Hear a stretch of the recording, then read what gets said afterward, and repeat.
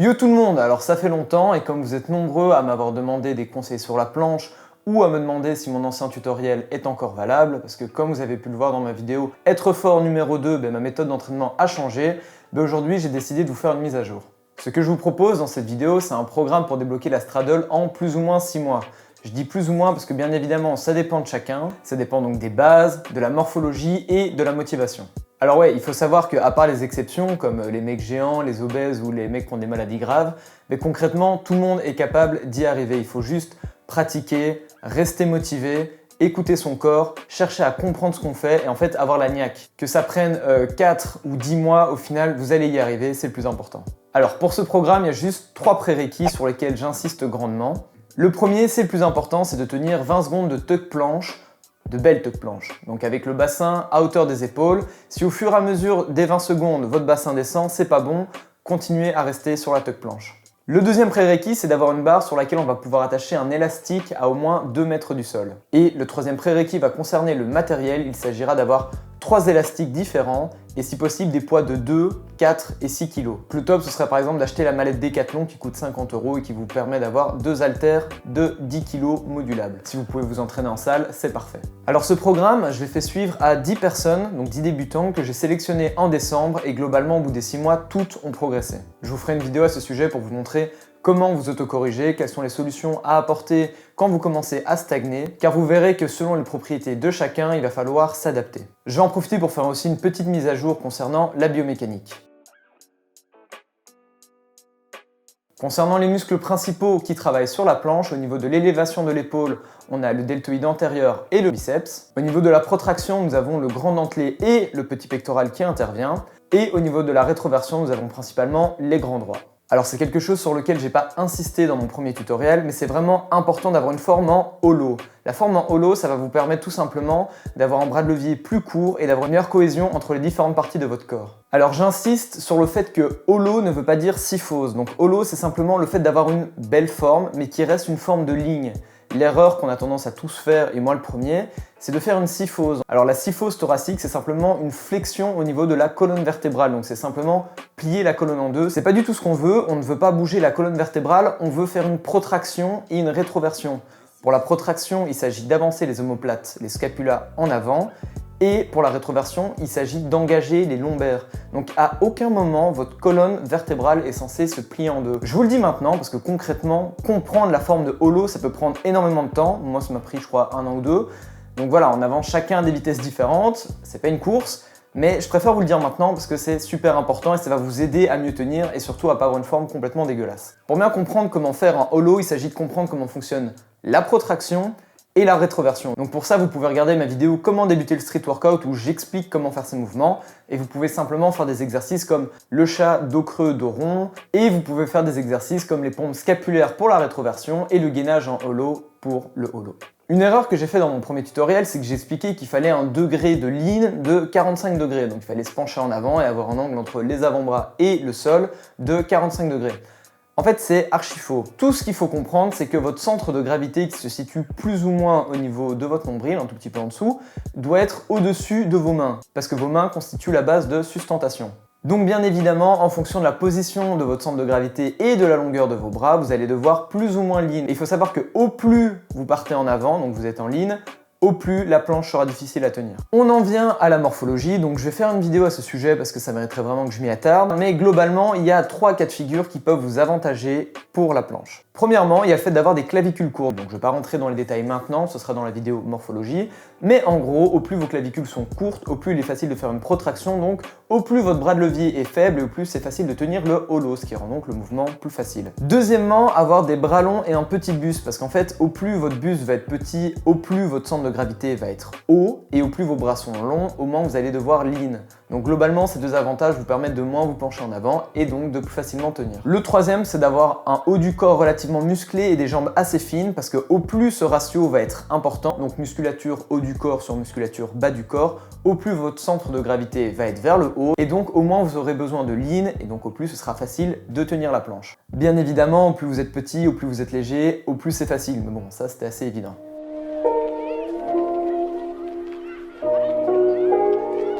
Voilà, ça c'était une petite parenthèse biomécanique, je trouve que c'était important d'en parler parce que généralement, même si c'est hyper foireux, on a tendance à se comparer aux autres et il faut donc comprendre qu'il y a certains facteurs sur lesquels on ne peut pas avoir d'influence qui vont accélérer ou retarder notre vitesse de progression. Par contre, ce sur quoi vous pouvez avoir une influence, c'est 1. Votre entraînement, 2. Votre motivation. C'est pourquoi les 2 points suivants vont en parler. Pour l'entraînement lui-même, on va procéder en 3 étapes.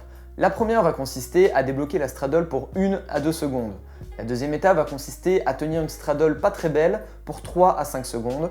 Et la troisième étape va consister à avoir une belle straddle, à clean la forme avant de pouvoir vraiment partir sur la full. Pour la première étape, vous allez vous entraîner 2 à 3 fois par semaine en choisissant 3 à 4 exercices. Pas besoin d'en faire plus, on est au début, il faut prendre le temps de trouver ce qui marche sur nous. Je conseille également de s'entraîner sur des mouvements antagonistes, donc des mouvements de tirage comme le front lever ou la one arm pull-up.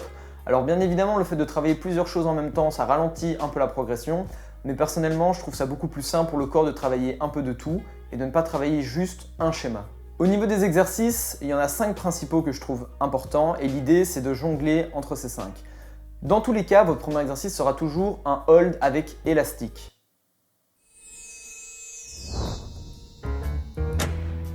Pour ce qui est du temps de repos, du temps de hold, du nombre de séries, etc., il y a tout dans ma vidéo Comment être fort numéro 2. J'aimerais vraiment que vous essayiez de comprendre tout ce que j'ai dit dans cette vidéo. Mais globalement, on va partir sur 3 à 5 séries de minimum 3 secondes de hold avec 3 à 5 minutes de repos. J'insiste sur le minimum 3 secondes, c'est-à-dire que si les premières séries vous tenez 3 secondes, mais les dernières vous en tenez que 2, c'est pas bon, ça veut dire que vous n'avez pas assez d'assistance. Au niveau du deuxième exercice, on va alterner chaque séance entre 2 exercices. C'est-à-dire que pour la première séance, vous allez faire des tuck push-up. Pour l'évolution, c'est comme dans ma vidéo Comment être fort numéro 2. D'abord, on part sur un 3x3. Ensuite, on part sur un 3x5. Une fois que c'est bon, on va repartir sur le 3x3 mais avec 1 seconde de dead stop en haut. C'est-à-dire qu'entre chaque push-up, vous allez tenir 1 seconde en tuck planche avant de réattaquer. Une fois que vous gérez le 3x3, vous partez sur un 3x5. Et une fois que le 3x5 est bon, vous repartez sur un 3x3. Mais cette fois-ci, au lieu de descendre à 90 degrés, vous allez descendre tout en bas. Donc vous allez faire des deep tuck planche push-up.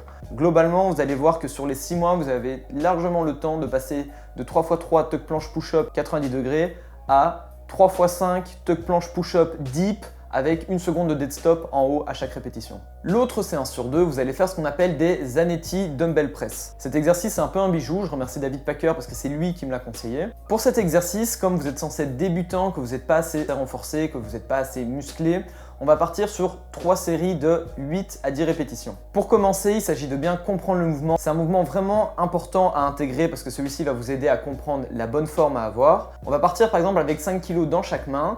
Une fois qu'on gère le 3x10, on passe à 6 kg. Une fois qu'on gère le 3x10, on passe à 7, etc. jusqu'à gérer 3 fois 10 répétitions avec 10 kg dans chaque main. Donc petite parenthèse sur l'exercice, il s'agit de commencer en position de planche supination. Donc c'est-à-dire que les mains ne sont pas au-dessus des épaules, elles sont au-dessus du centre de gravité comme en position de planche. On descend, sauf qu'on ne se met pas en position de maltaise, on essaye de rester le plus proche du corps, les bras tendus. Et ensuite, on remonte. À chaque fois, on maintient 1 seconde en position de planche, 1 seconde en position de maltaise, entre guillemets.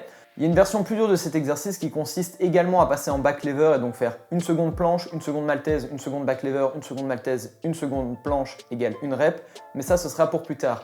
Ici, ce que je veux vraiment que vous compreniez, c'est le mouvement de planche, quels sont les muscles à engager et surtout que vous intégriez la position de hollow durant cet exercice. C'est-à-dire que vous devez être en rétroversion, en protraction, avoir les bras bien tendus et en gros avoir une belle forme. Pour le troisième exercice de votre séance, vous allez également alterner entre 2 exercices. Le premier exercice, ça va être des élévations frontales, bras tendus avec haltère en position de supination. Vous faites 3 séries de 8 à 12 répétitions. Cet exercice, vous le faites lorsque vous avez fait des tuck planche push-up en deuxième exercice. Et l'autre séance sur 2, vous allez faire des pike push-up ou des handstand push-up contre un mur si vous êtes assez fort pour le faire. Vous partez sur des séries de 8 à 12 répétitions pour les pike push-up. Une fois que c'est assez simple, on part sur l'handstand push-up contre un mur et donc là on va partir plutôt sur de la force. Donc au début 3 à 5 répétitions, mais le but ça va être simplement d'augmenter les répétitions. Et donc cet exercice vous le faites lorsqu'en numéro 2 vous avez fait le Zanetti Dumbbell Press. Donc globalement on a 3 exercices. On a un exercice pour travailler la force spécifique, donc on tient en position de planche, c'est l'objectif final, donc c'est ce qu'on fait. C'est aussi très taxant. Ensuite, on a un exercice pour renforcer cette force spécifique, mais avec un intermédiaire un peu plus simple. C'est-à-dire que soit on va faire du Zanetti Dumbbell Press, donc c'est exactement le même schéma, sauf que vous travaillez qu'avec des haltères et pas avec tout votre corps. soit vous faites des tuck planches push-up. Et il faut savoir que pour les tuck planches push-up, au moins vous allez lean en avant, au plus l'exercice va être difficile parce que vous allez avoir une amplitude plus importante. Et enfin, on a un exercice pour du renforcement musculaire pur, donc que ce soit les élévations frontales avec haltère ou les pike push-up, handstand push-up contre un mur. C'est important parce que la force ne dépend pas que du système nerveux, mais elle dépend aussi de la masse musculaire. Alors au début, j'ai dit que ce serait entre 3 et 4 exercices. Là, je vous ai dit d'en faire que 3 parce que simplement, pour le 4e exercice, on va s'adapter à vous. Par exemple, si vous êtes maigre et que vous êtes en train de stagner, vous pouvez ajouter un exercice de renforcement du deltoïde antérieur. Si vous avez une grosse hyperextension au niveau du coude, je vous recommande de renforcer les biceps pour contrer cette hyperextension et donc de faire du curl. Si vous avez du mal avec la protraction, vous pouvez faire des scapula push-up. Si jamais c'est assez facile, vous mettez un élastique derrière votre dos. Et si vous avez du mal avec la rétroversion, vous faites du gainage en hollow, donc 30 secondes, 1 minute, etc. jusqu'à avoir facile. Pour le premier exercice avec l'élastique, on va vraiment chercher à objectiver l'assistance. C'est pour ça que je vous recommande de savoir à quel point votre élastique vous aide. Donc pour ça, je vous recommande de regarder ma vidéo sur les élastiques. J'explique comment savoir quelle est l'assistance apportée à tel ou tel degré d'étirement. Et donc en gros, quand je dis 3 à 5 séries de 3 à 5 secondes, c'est-à-dire qu'au début, vous partez sur des séries de 3 secondes. Une fois que vous arrivez à tenir toutes vos séries 5 secondes, et bien vous faites un test et si vous arrivez à tenir 8 secondes sur votre première série, dans ce cas-là, vous passez au niveau suivant et vous faites en sorte d'avoir 4 kg en moins d'assistance. C'est-à-dire que si vos élastiques vous permettent facilement d'enlever 4 kg, vous le faites comme ça. Si jamais vous n'avez pas assez d'élastique, et bien tout simplement vous allez prendre un poids de 4 kg et vous allez le mettre entre votre bassin et l'élastique. Un point sur lequel je dois vraiment insister, c'est que quand vous faites votre hold de 3 à 5 secondes, il faut que durant 3 à 5 secondes, votre bassin soit à la bonne position et qu'il ne creuse pas au fur et à mesure. Si durant vos 5 secondes, votre bassin descend ou qu'il creuse, c'est pas bon. Une dernière astuce super importante que je peux vous conseiller, c'est que quand vous venez de valider votre 3 x 5 secondes ou votre 3 x 5 répétitions, avant de passer à l'étape suivante lors de la prochaine séance, je vous recommande de vous laisser encore 1 à 2 séances sur le même niveau. Tout simplement parce que si c'était la première fois que vous avez réussi ce 3 x 5, c'est soit que cette fois-là vous étiez en super forme et que les autres fois non. Dans ce cas-là, il faut se dire, tiens, peut-être que la prochaine séance, je ne serai pas en forme et j'aimerais arriver à faire ce 3 x 5 quand je ne suis pas en forme. Soit c'est simplement que vous avez step up, vous avez battu votre nouveau record et le but c'est de faire de ce record la norme. Donc globalement, vous allez vous dire, putain, mais qu'est-ce qui me fait chier celui-là, je viens de valider mon 3 x 5, j'ai envie de passer à l'étape supérieure. Moi, je vous dis vraiment, quand je m'entraînais, j'avais tendance, dès que je validais mon 3 x 5, à passer à la suite. Et pam, une fois sur deux, je me retrouvais à stagner. Tout simplement parce que le 3 x 5 que j'avais réalisé, en fait, c'était une petite fulgurance sortie de nulle part, comme si je venais de battre mon record, sauf qu'on ne fait pas un record chaque séance. Donc là, maintenant, ce que je fais, c'est que quand je viens de réussir mon 3 x 5, je refais une séance pour voir si ça marche. Et en fait, une fois sur deux, j'arrive pas à refaire le 3 x 5. C'est pour ça que globalement, au lieu de passer directement à l'étape suivante, n'hésitez pas à passer une semaine ou deux à vous conforter là-dessus. Dans tous les cas, vous êtes en train de progresser et ce sera plus facile pour après. C'est pour ça aussi que je vous recommande d'arriver à faire un 8 secondes de hold, tout simplement parce que le 3 x 5 ça veut tout et rien dire et que dans tous les cas, plus vous êtes patient, moins vous risquez de vous blesser. Alors ensuite, pour la deuxième étape, maintenant que vous êtes habitué aux exercices, que votre corps s'est renforcé, que vous êtes devenu plus fort, on va tout simplement faire 4 exercices et 3 entraînements par semaine. Alors comme je l'ai dit, le but de la première étape, c'est d'arriver à tenir la straddle 1 ou 2 secondes. Généralement, on arrive à ce stade quand on est capable de tenir 8 secondes avec une assistance de moins de 10 kg. Donc, si c'est votre cas, vous pouvez passer à l'étape numéro 2. Et donc l'étape numéro 2, on va s'entraîner 3 fois par semaine avec 4 exercices. Le premier exercice, super important, ça va être le lean to straddle avec élastique sur la nuque. Donc merci à David Packer parce que cet exercice c'est vraiment génial. Pour cet exercice, vous allez vous mettre en position de pompe, les jambes écartées en straddle, un élastique derrière la nuque et sous les mains.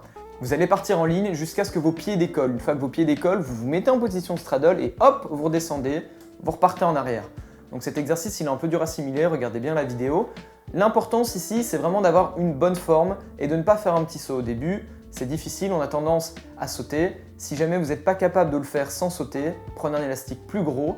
Et si même avec votre plus gros élastique, vous n'y arrivez pas, mettez cet exercice de côté pour le moment et restez sur la première étape. Alors pourquoi je vous emmerde avec cet exercice? Tout simplement parce que cet exercice va énormément renforcer vos épaules et il va également énormément renforcer la forme de votre straddle, c'est super important. Pour celui-ci, encore une fois, on est dans du renforcement, donc 3 séries de 3 à 5 répétitions. Une fois que c'est bon, on tient 1 seconde en planche à chaque répétition. Et donc on repart sur 3 x 3, puis sur 3 x 5, et quand c'est bon, on repart sur l'élastique qui aide moins, 3 x 3 répétitions sans tenir 1 seconde à chaque répétition, blablabla. Le deuxième exercice, ça reste les straddles avec élastique, c'est-à-dire que même si vous étiez capable de tenir 8 secondes à moins 10 kg, et bien vous allez faire 3 séries de 3 à 5 secondes à moins 6 kg. Donc c'est toujours la même chose.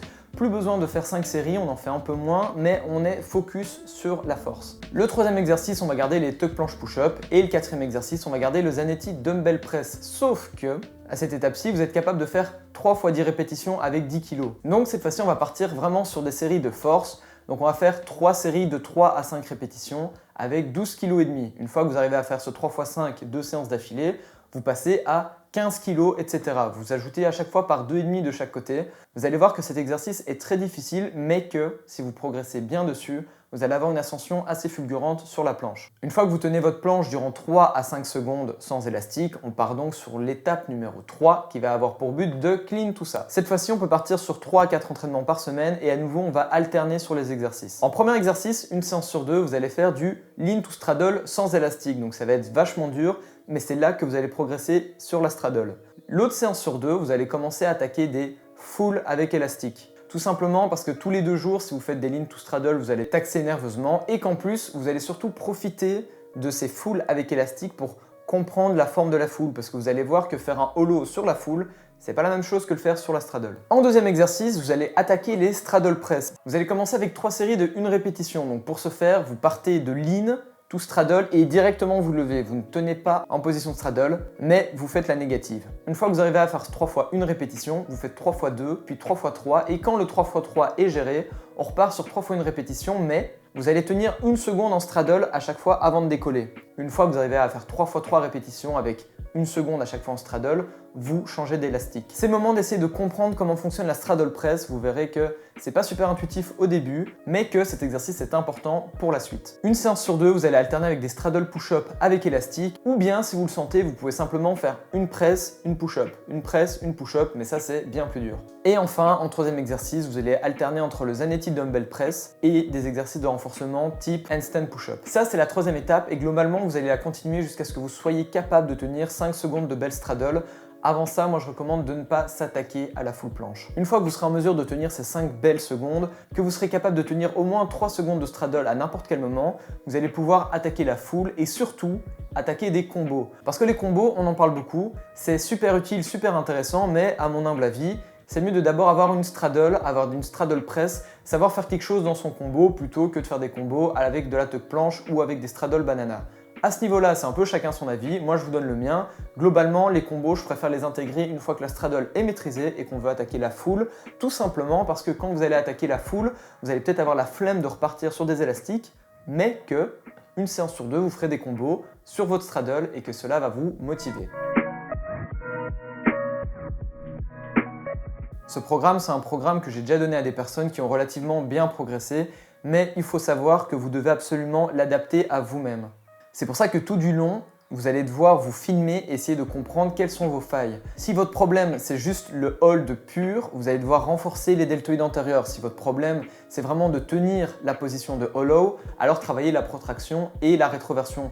Vous devez dans tous les cas essayer d'adapter un maximum les exercices à vous-même, de voir quels sont les points faibles que vous devez absolument compenser dès le début. Durant les 6 mois où j'ai coaché mes élèves, je leur ai donné beaucoup de conseils et globalement ils m'ont eux sorti les conseils qu'ils avaient trouvés les plus pertinents, donc je vais vous les donner maintenant. Le conseil qu'ils ont trouvé le plus utile, c'était le fait d'utiliser un élastique pour pouvoir objectiver et adapter l'intensité, pour pouvoir avoir une bonne forme et surtout parce qu'une fois qu'on débloque une straddle banana, ça dépend des caractères mais c'est assez chiant de devoir repartir sur du travail de forme quand on n'a jamais compris comment avoir une bonne forme. Personnellement, c'est ce qui m'est arrivé la première fois et j'ai trouvé ça méga chiant parce qu'en fait on repart presque de zéro. Tandis que si dès le début on essaye d'intégrer la bonne forme, ben vous verrez que ce sera plus facile à l'avoir, même si ça mettra un peu plus de temps pour pouvoir lâcher une straddle qui au final sera plus belle. Le deuxième conseil, c'est la discipline, c'est le fait de respecter un planning, le fait d'écouter son corps, d'être patient, de se reposer, de ne pas vouloir aller trop vite et d'en faire trop. Le troisième conseil qui leur a vraiment été utile, c'est le fait d'entretenir sa motivation, notamment en parlant avec des gens du même niveau. Donc en fait, moi, j'ai pris 10 élèves, je les ai mis dans un groupe Instagram et tous ensemble, ils se partageaient leur motivation et globalement, ça a bien marché à ce niveau-là. Quatrième, retenez que l'essentiel, c'est de pratiquer. Il n'y a pas d'exercice miracle, il n'y a pas de méthode miracle, il y a plusieurs méthodes qui vont marcher ou pas sur vous, c'est-à-dire que si ça se trouve, ma méthode ne va pas marcher. C'est pour ça que vous devez absolument comprendre ce qui fonctionne sur vous et c'est surtout pour ça que vous devez pratiquer parce qu'en fait, quelle que soit la méthode, vous allez plus ou moins progresser si vous pratiquez. Le cinquième conseil, c'est de suivre sa progression rigoureusement. Donc pour ça, moi, je vous conseille de prendre soit un carnet, soit les notes dans votre téléphone, et tout simplement vous mettez ce que vous faites à chaque séance, histoire que quand vous êtes démotivé et que vous vous dites « Oh putain, c'est vraiment pas incroyable là ce que je fais en ce moment », et bien vous pouvez voir que 2 semaines avant, vous étiez bien plus faible. Ensuite, ce qu'il faut savoir, c'est que les plateaux, ça existe, ça arrive plus ou moins à tout le monde. J'ai eu le problème avec certains élèves parce que je les ai pas forcément vus assez vite, c'est pour ça que vous devez vous en rendre compte. C'est à ça que sert de suivre sa progression. Si durant 3 séances, vous ne progressez pas du tout, qu'il n'y a pas eu de problème de sommeil, qu'il n'y a pas eu de facteur important dans votre vie, dans ce cas-là, vous êtes en train de stagner et vous devez changer quelque chose. C'est-à-dire que vous pouvez faire une semaine de deload, donc une semaine avec une intensité plus faible, une semaine de repos ou simplement donc repartir de plus bas. Un autre conseil super important, c'est donc de trouver votre volume, votre intensité, votre fréquence. C'est vraiment trouver ce qui vous va à vous, qui ne sera pas forcément bénéfique pour les autres. J'insiste sur le fait que moi je vous ai donné un modèle mais que vous devez l'adapter. Si vous êtes capable d'entraîner la planche 4 à 5 fois par semaine sans avoir mal, sans stagner, sans avoir aucun problème, faites-le. C'est juste qu'il n'y a pas beaucoup de gens qui sont capables de le faire, donc moi j'ai tendance à dire 3 fois par semaine. Au niveau des adaptations les plus importantes, de nouveau selon mes élèves, premièrement il y a donc le fait d'attaquer les lean to straddle avec un élastique sur la nuque quand on stagne à moins 10, moins 8 kg. Parce que ça va être vraiment difficile de passer de moins 10 à moins 6 kg et que cet exercice va vraiment vous donner un petit coup de boost, un petit coup de jus. Deuxième chose, n'hésitez pas à travailler le volume musculaire si vous commencez à stagner. C'est-à-dire que personnellement, quand j'ai attaqué la planche, j'avais déjà une certaine base musculaire, j'avais déjà fait du renfort avant. Par contre, certains de mes élèves qui étaient assez minces et qui ont fait du renforcement musculaire ont senti la différence. Troisièmement, une fois que vous débloquez la straddle et plus particulièrement la straddle press, n'hésitez pas à attaquer les combos, c'est vraiment bénéfique. Quatrièmement, les exercices de renforcement, donc type élévation, bras tendus, Zanetti dumbbell press, voire même body press, l'exercice que j'ai conseillé dans ma vidéo sur les périostites. Ces exercices-là peuvent vraiment faire la différence si vous manquez d'intensité ou de volume. Et enfin, le fait de renforcer les biceps. Donc ça va pas forcément être utile pour tout le monde, mais ceux qui ont des grosses hyper extensions ont généralement trouvé ça utile. Je continue sur ma lancée, je termine avec les idées que eux ont trouvées les plus importantes sur la façon de voir l'entraînement. La première, c'est d'y aller progressivement, ne pas hésiter dès le début à vous mettre une deadline de 6 mois et vous dire tiens, dans 6 mois, boum, j'ai la planche. Donc généralement, c'est un peu plus facile à faire quand on commence en décembre et qu'on se dit ok, là, durant les 3-4 prochains mois, je vais m'entraîner à l'intérieur, personne ne va me voir. Dans 6 mois, quand je serai à la plage, boum, je pourrai faire ma planche. Et c'est là que le coronavirus vient niquer tous tes projets. Ne soyez pas pressés, vous allez y arriver de toute manière, le but c'est juste de ne pas se blesser. La philosophie générale, comme je l'ai dit, c'est d'être patient durant plus ou moins 6 mois pour débloquer une belle straddle, plutôt que de d'abord débloquer une straddle qui est moche et que vous allez devoir clean par la suite. Troisième chose, ce sont les périostites, donc ça c'est arrivé à 3-4 de mes élèves, donc c'est quand même pas mal. Au moindre début de douleur le long des avant-bras, vous arrêtez durant 1 à 2 semaines ou simplement vous baissez l'intensité de sorte à ne plus rien ressentir, mais vraiment prenez ça en charge rapidement, parce que sinon ça peut vous niquer durant 1 mois comme c'est arrivé à l'un d'entre eux, et donc là vous perdez du temps. Donc bien évidemment, regardez ma vidéo sur la périostite. Comme je l'ai dit, quand vous venez de débloquer un 3x5, n'hésitez pas à passer 1 ou 2 séances dessus avant d'aller à l'étape suivante. Assurez-vous que c'est maîtrisé et que votre système nerveux tient le coup. Cinquièmement, évitez la ligne planche. Donc personnellement, je trouve que cet exercice est absolument pas indispensable. Il aide à comprendre la forme, mais globalement, c'est plus intéressant pour moi d'utiliser un élastique et de faire des lean to straddle, tout simplement parce que vous allez pouvoir adapter l'intensité, donc éviter bêtement une périostite. Le plus important, si vous n'avez pas de coach ou de personne à qui vous référez, c'est vous filmer et être vraiment des bâtards avec vous-même. C'est-à-dire qu'il faut être méga intransigeant. Globalement, mes 6 mois de coaching avec les 10 élèves, c'est surtout résumé à « Tiens, t'arrives à faire 3 x 5 secondes de hold, montre un peu la vidéo ». Mec, mais t'es au courant que sur les dernières secondes, ton bassin il tombe? Allez hop hop hop, on recommence. En fait, vous allez voir, et ça c'est le plus dur, c'est qu'il y a toujours un moment où vous allez tellement être motivé que vous allez vous dire ok, on y va, on y va, on y va, on y va, no pain, no gain. Et en fait, la forme va vraiment drastiquement diminuer. Et c'est là qu'il faut se filmer et être intransigeant. Parmi mes élèves, il y en a un avec qui j'ai fait l'erreur de justement d'être un peu trop indulgent. Et en fait, il s'est retrouvé à stagner durant 2 mois et au final, on a dû faire un retour en arrière parce qu'il progressait plus. À force de toujours laisser son bassin descendre, il perdait du temps. La dernière chose, c'est vraiment de bien s'échauffer, surtout les poignets, les coudes et les épaules parce que de nouveau, se blesser, ce serait vachement con. J'en ai un qui s'est blessé. Et voilà, ça m'embêtait. Globalement, tout ça, c'est des erreurs que j'ai fait avec eux. J'ai fait ce coaching gratuitement, histoire de voir un peu toutes les failles que pouvait avoir mon programme. Et donc normalement, là, je vous ai tout dit pour pouvoir éviter les mêmes erreurs. Voilà ce qui conclut ce tutoriel. J'ai normalement dit les choses les plus importantes à mon sens. Si vous avez encore la moindre question, n'hésitez pas à me la poser en commentaire.